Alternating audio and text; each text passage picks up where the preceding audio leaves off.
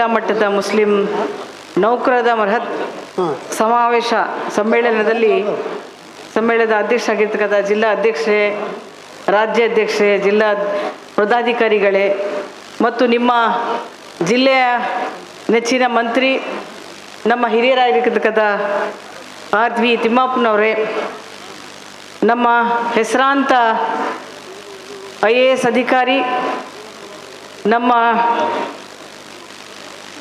ಸೊಸೈಟಿಯ ಒಂದು ಕಮಿಟ್ಮೆಂಟ್ ಇಟ್ಕೊಂಡು ತಮ್ಮದೇ ಆದ ರೂಪದಲ್ಲಿ ಕಾರ್ಯಕ್ರಮವನ್ನು ರೂಪಿಸ್ಕೊಂಡು ಬರ್ತಾ ಇರ್ತಕ್ಕಂಥ ಸನ್ಮಾನ್ಯ ಮೊಹಸಿನ್ ಸರ್ ಅವರೇ, ವೇದಿಕೆ ಮೇಲೆ ಉಪಸ್ಥಿತಿರುವ ಎಲ್ಲ ಗಣ್ಯ ವ್ಯಕ್ತಿಗಳೇ, ಸಮಯ ಕಡಿಮೆ ಇದೆ, ಬಹಳಷ್ಟು ಹೊತ್ತಿದೆ, ತಾವೆಲ್ಲ ಕೂತಿದ್ದೀರಾ ಅಂತ ಹೇಳಿ ತಮಗೆಲ್ಲರಿಗೂ ಕೂಡ ಅಸ್ಲಾಂ ಅಲೈಕುಂ. ಇವತ್ತು ಬಿನ್ ಬಿಲಾಯ್ ಮೆಹಮಾನ್ ನಾನು ಇವತ್ತು ಬಾಗಲಕೋಟೆಯಲ್ಲಿ ಅನ್ಯತಾ ಕಾರ್ಯಕ್ರಮಕ್ಕೆ ಬಂದಿದ್ದೆ. ನಮ್ಮ ನೆಚ್ಚಿನ ನಾಯಕರು ನನ್ನ ಜೊತೆಗೆ ಹಿಂದಿನ ಅವಧಿಯಲ್ಲಿ ಚೇರ್ಮನ್ರಾಗಿ ಕ್ರಮವನ್ನು ಮಾಡಿರ್ತಕ್ಕಂಥ ನಮ್ಮ ಹಿರಿಯರಾಗಿರ್ತಕ್ಕಂಥ ಸೌದಾಗರ್ ಸಾಹೇಬ್ರವರು ಈ ವೇದಿಕೆಯಲ್ಲಿ ಇದ್ದಾರೆ. ನಿನ್ನೆಯಿಂದಲೇ ಅವರು ಫೋನ್ ಮಾಡಿ ಈ ಥರ ನಮ್ಮ ಕಾರ್ಯಕ್ರಮ ನಡೀತಾ ಇದೆ, ನಾವು ಬರಬೇಕು, ಹೇಗೋ ಬರ್ತಾ ಇದ್ದೀರಾ ಬಾಗಲಕೋಟೆಗೆ ಬನ್ನಿ ಅಂತ ಕರೆದ್ರು. ನಾನು ಅವರಿಗೆ ಇವತ್ತು ಧನ್ಯವಾದನೂ ಕೂಡ ಹೇಳೋಕ್ಕೆ ಇಷ್ಟಪಡ್ತೇನೆ. ಯಾಕಂದರೆ ಇಷ್ಟೊಂದು ಸಾರಾಗಿ ನನ್ನ ಹೆಣ್ಮಕ್ಳಿಗೆ, ನಮ್ಮ ಸಮುದಾಯದವರಿಗೆ ಒಂದು ನೋಡುವ ಒಂದು ಅವಕಾಶವನ್ನು ಕಲ್ಪಿಸ್ಕೊಟ್ಟಿದ್ದೀರಾ. ಈ ರಾಜ್ಯ ಮೇವಾ ಸಂಘದ ಅಧ್ಯಕ್ಷ ಆಗಿರ್ತಕ್ಕಂಥ ಹಂಚಿನ ಮನೆಯವರು ಕೂಡ ಇದ್ದಾರೆ. ಇವತ್ತಿನ ಈ ಕಾರ್ಯಕ್ರಮ ಅತ್ಯಂತ ಶ್ಲಾಘನೀಯ.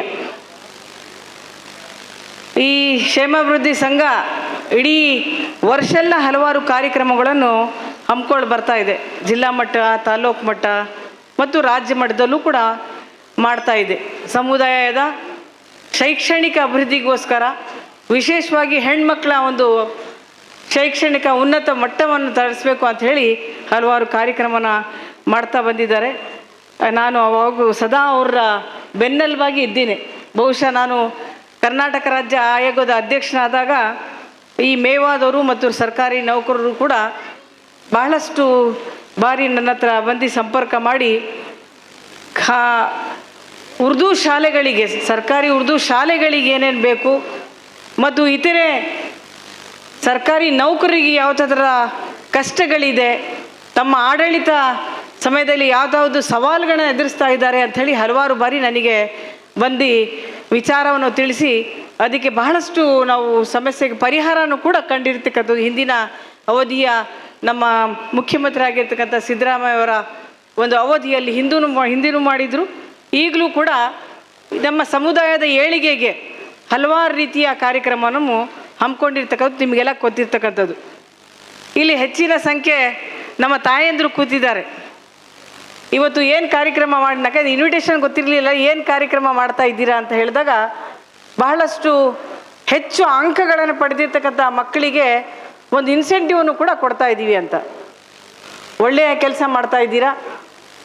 ಹೆಣ್ಮಕ್ಳು ಇವತ್ತು ಏನಿದ್ದೀರಾ, ತಾವು ಅಂಕಗಳನ್ನು ಪಡ್ಕೊಂಡಿದ್ದೀರಾ. ಒಳ್ಳೆಯ ಒಂದು ಯಾವ ಕೋರ್ಸನ್ನು ಸೆಲೆಕ್ಷನ್ ಮಾಡಬೇಕು ಅಂತ ಹೇಳಿ ತಾವು ತೀರ್ಮಾನವನ್ನು ಮಾಡಿ ಆ ಕೋರ್ಸಿಗೆ ಹೇಳಿ ಆಯ್ಕೆ ಮಾಡ್ಕೊಂಡು ನಿಮ್ಮ ವಿದ್ಯಾಭ್ಯಾಸನ ಮುಂದುವರಿಸ್ಕೊಂಡು ಹೋಗ್ರಿ. ಯಾರೋ ಪ್ರೆಷರಲ್ಲಿ ನೀವು ಆಯ್ಕೆ ಮಾಡೋಕ್ಕೆ ಹೋಗಬೇಡಿ. ತಂದೆ ತಾಯಿಯವರು ಕೂಡ ಹೇಳ್ತಾರೆ, ಅವ್ರ ಪಕ್ಕದ ಮನೆಯಲ್ಲಿ ಏನಾದರೂ ಓದಿಸ್ತಾ ಇದ್ದಾರಂದರೆ ನೀನು ಅದನ್ನೇ ಓದು ಅಂತ. ವಿಶೇಷವಾಗಿ ತಾಯಂದರು, ಅವಳು ಸೈನ್ಸ್ ಓದ್ತಾ ಇದ್ದಾಳಂತೆ, ಅವಳಿಗೆ ಅವಳ ರುಚಿ ಇಲ್ದಿದ್ರು ಕೂಡ ನೀನು ಸೈನ್ಸೇ ಓದಬೇಕು ಅಂತ. ಫಸ್ಟ್ ಇಯರ್ PUC ಆದರೂ ಸೆಕೆಂಡ್ PUC ಪಾಪ ಅವಳು ಏನಾದರೂ ಕಡಿಮೆ ಅಂಕಗಳನ್ನು ತೊಗೊಂಡ್ರೆ ಅವ್ರು ಯಾರೋ ಆ ಮಗಳು ಜಾಸ್ತಿ ಅಂಕಗಳನ್ನು ಕೊಟ್ಟಿದ್ದಾರೆ, ನೀನ್ಯಾಕೆ, ನನಗೆ ಒಂದು ನಾಚಿಕೆ ಆಯಿತು ಅಂತ ಆ ಥರದ ಒಂದು ಮನೋವೃತ್ತಿ ನಮ್ಮ ಹೆಣ್ಮಕ್ಳಲ್ಲಿ ವಿಶೇಷವಾಗಿ ನನ್ನ ಹಲವಾರು ವರ್ಷಗಳಿಂದ ಕಂಡಿರ್ತಕ್ಕಂಥದ್ದು. ತಾಯಂದರು ಮಕ್ಕಳು ಒಂದು ದೇವರ ಬಹಳ ದೊಡ್ಡ ಒಂದು ಸಂಪತ್ತಾಗಿ ನಮಗೆ ಕೊಟ್ಟಿರ್ತಕ್ಕಂಥವ್ರು. ಎಲ್ಲರಿಗೂ ಮಕ್ಕಳಾಗಕ್ಕೆ ಸಾಧ್ಯ ಅಲ್ಲ. ನೀವೆಲ್ಲ ಪುಣ್ಯವಂತರು ಇವತ್ತು ಬಂದಿರತಕ್ಕಂಥವ್ರು. ಬಹಳ ಪವಿತ್ರದ ವರದಾನ ನಮಗೆ ಸಿಕ್ಕಿರ್ತಕ್ಕಂಥದ್ದು. ಅವ್ರಿಗೆ ಯಾವ ಥರ ಲಾಲನೆ ಪೋಷಣೆಯನ್ನು ಮಾಡಬೇಕು, ಯಾವ ತರಹ ಅವರಿಗೆ ಮಾನಸಿಕವಾಗಿ ಜೀವನನ ಸಾಗಿಸೋಕ್ಕೆ ಸಿದ್ಧತೆ ಮಾಡಿಕೊಡ್ಬೇಕಂತ ತಾವು ಬಹಳ ಯೋಚನೆ ಮಾಡಿ ಅವರಿಗೆ ಪರ್ವರಿಷನ್ನು ಮಾಡಬೇಕಾಗಿರ್ತಕ್ಕಂಥದ್ದು. ಅವರಿಗೆ ರುಚಿ ಯಾವುದು, ಯಾವ ಕ್ಷೇತ್ರದಲ್ಲಿ ರುಚಿ ಇದೆ ಅಂಥೇಳಿ ಅದೇ ಶಿಕ್ಷಣ. ಇವತ್ತು ಕೇವಲ ಸೈನ್ಸಿಗೆ ಮಾತ್ರ ಸ್ಕೋಪ್ ಅಂತಲ್ಲ, ಎಲ್ಲ ಫೀಲ್ಡಿಗೂ ಕೂಡ ಇವತ್ತು ಸ್ಕೋಪ್ ಇರ್ತಕ್ಕಂಥದ್ದು. ಏನು ಈ ಆರ್ಟ್ಸಲ್ಲೂ ಕೂಡ ಭಾಳಷ್ಟು ಜನ IAS ಆಫೀಸರ್ಸ್ ಆಗ್ಬೋದು, ಭಾಳಷ್ಟು KS ಆಫೀಸರ್ಸ್ ಆಗ್ಬೋದು, ಎಲ್ಲ ರೀತಿಯ ಡಿಗ್ರಿಗಳಿಗೂ ಇವತ್ತು ಕಾಮರ್ಸ್ ತಗೊಂಡು ಹಲವಾರು ಕ್ಷೇತ್ರಗಳಲ್ಲಿ ತಮ್ಮ ಪಾದಾರ್ಪಣೆಯನ್ನು ಮಾಡಬಹುದು. ಒಟ್ಟಲ್ಲಿ ಮಕ್ಕಳಿಗೆ ಅವರ ರುಚಿಯ ತಕ್ಕಂತೆ ಅವರಿಗೆ ದಾಖಲೆಯನ್ನು ತಾವು ಮಾಡಿಸ್ಬೇಕು ಅಂತ ಹೇಳ್ತಾ, ಉರ್ದು ಭಾಷೆಗೆ ನಮ್ಮ ಈಗ ತಾನೇ ಹೇಳ್ತಾ ಇದ್ರು, ಉರ್ದು ಭಾಷೆಗೆ ತಮ್ಮ ಕೊಡುಗೆ ಭಾಳ ಇದೆ ಅಂತ. ಬಹುಶಃ ಭಾಳಷ್ಟು ಜನ ಉರ್ದು ಮಾಧ್ಯಮದಲ್ಲಿ ಓದಿರ್ತಕ್ಕಂಥವ್ರು ಕೂಡ ಇವತ್ತು ಬಂದಿದ್ದೀರಾ ಅಂತ ಭಾವಿಸುತ್ತಾ, ಉರ್ದು ಶಾಲೆಗಳಿಗೆ ಓದ್ತಾ ಇರ್ತಕ್ಕಂಥ ಆ ಮಕ್ಕಳ ಶಿಕ್ಷಕರು ಇವತ್ತು ರಾಜ್ಯದಲ್ಲಿ ನಮ್ಮ ಶಾಲೆಗಳ ಸ್ಥಿತಿಗತಿ ಹೇಗಿದೆ ಅಂತಲೂ ಕೂಡ ತಾವು ಯೋಚನೆ ಮಾಡಬೇಕಾಗಿರ್ತಕ್ಕಂಥದ್ದು.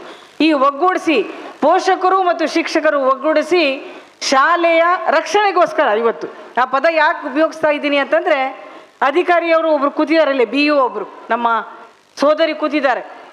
ನಮಗೆ ತಳಹಟ್ಟದಿಂದ ಸರ್ಕಾರಕ್ಕೆ ರಿಪೋರ್ಟ್ ಬರೋದು ಏನಂದರೆ, ಈ ಶಾಲೆಯಲ್ಲಿ ಹಿಂದಿನ ವರ್ಷ 40 ಮಕ್ಕಳಿದ್ರು, ಈ ವರ್ಷ 20 ಮಕ್ಕಳಿದೆ ಅಂತ ಆ ವರದಿಯನ್ನು ಬರುತ್ತೆ.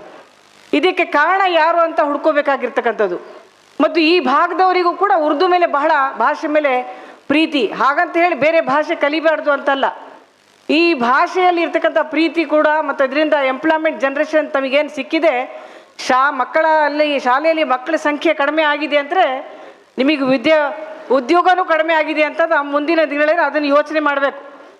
ಇವತ್ತು ನಾನು ಇದರಿಂದ ಹೊರಗಾಗಿ ಹೋಗ್ತೀನಿ, ಇವತ್ತು ನನ್ನ ಕೆಲಸ ಮುಗೀತು ಅಂತ ಆ ಥರ ಭಾವನೆ ಇಟ್ಕೋಬೇಡ್ರಿ. ಇನ್ನು ಹೆಚ್ಚೆಚ್ಚು ಸರ್ಕಾರ ಸದಾ ಶೈಕ್ಷಣಿಕ ಅಭಿವೃದ್ಧಿ ಮತ್ತು ಏನು ಬೇಕಾದರೂ ಮಾಡೋಕ್ಕೆ ಎಲ್ಲ ವರ್ಗದಲ್ಲಿ, ಸಮಾಜದ ಅಲ್ಪಸಂಖ್ಯಾತರು ಒಂದೇ ಅಲ್ಲ, ಹಿಂದುಳಿದ ವರ್ಗದವರು, SC STs ಎಲ್ಲ ಈ ಸಮಾಜದಲ್ಲಿ ಇರ್ತಕ್ಕಂಥ ಹಿಂದೆ ಸಾಮಾಜಿಕವಾಗಿ, ಆರ್ಥಿಕವಾಗಿ ಮತ್ತು ಶೈಕ್ಷಣಿಕ ಯಾರ್ಯಾರು ಹಿಂದೆ ಇದ್ದಾರೆ ಅವರಿಗೆಲ್ಲರಿಗೂ ಕೂಡ ಮುಖ್ಯವಾಹಿನಿ ತರಬೇಕು ಅಂತ ಸರ್ಕಾರದ ಉದ್ದೇಶ. ಹಾಗಾಗಿ ನಾವು ಎಲ್ಲರೂ ಸೇರಿ ಇದೆಲ್ಲ ಈ ಪಾಲನ ತಗೊಳ್ಳೋಕ್ಕೆ ನಾವು ಪಾಲ್ದಾರರು ಆಗಬೇಕು. ಯಾವ ಥರ ಅಂದರೆ ನಮ್ಮ ಕರ್ತವ್ಯನ ಸರಿಯಾದ ರೀತಿಯಲ್ಲಿ ನಿಭಾಯಿಸಿ, ಇಷ್ಟೊಳಗೆ ನಿಮಗೆ ನಮ್ಮ UT ಖಾದರ್ ಸ್ಪೀಕರ್ ಅವರು ಬಹಳ ಮನಮುಟ್ಟು ಇರೋ ಹಾಗೆ ಅವ್ರ ಭಾಷಣವನ್ನು ಮಾಡಿದ್ದಾರೆ. ಅದನ್ನು ನಾವೆಲ್ಲರೂ ಕೂಡ ನಮ್ಮ ಜೀವನದಲ್ಲಿ ಅಳವಡಿಸ್ಕೊಳ್ಬೇಕು ಅಂತ ಹೇಳ್ತಾ, ನಾನು ಇನ್ನೊಂದು ಕಾರ್ಯಕ್ರಮಕ್ಕೆ ಹೋಗಬೇಕಾಗಿರೋದ್ರಿಂದ ನಾನೇ ಕೇಳ್ಕೊಂಡು ನಮ್ಮ ಮಿನಿಸ್ಟ್ರ್ ಹತ್ರ ಕೇಳ್ಕೊಂಡು ನಾನು ಭಾಷಣನ ಮಾಡೋಕ್ಕೆ ಬಂದೆ. ನಿಮಗೆಲ್ಲರೂ ಕೂಡ ಶುಭವಾಗಲಿ. ಸದಾ ಸರ್ಕಾರ ನಿಮ್ಮ ಜೊತೆಗಿರ್ತಾರೆ, ನೌಕರರ ಜೊತೆಗೂ ಕೂಡ ಇರುತ್ತೆ.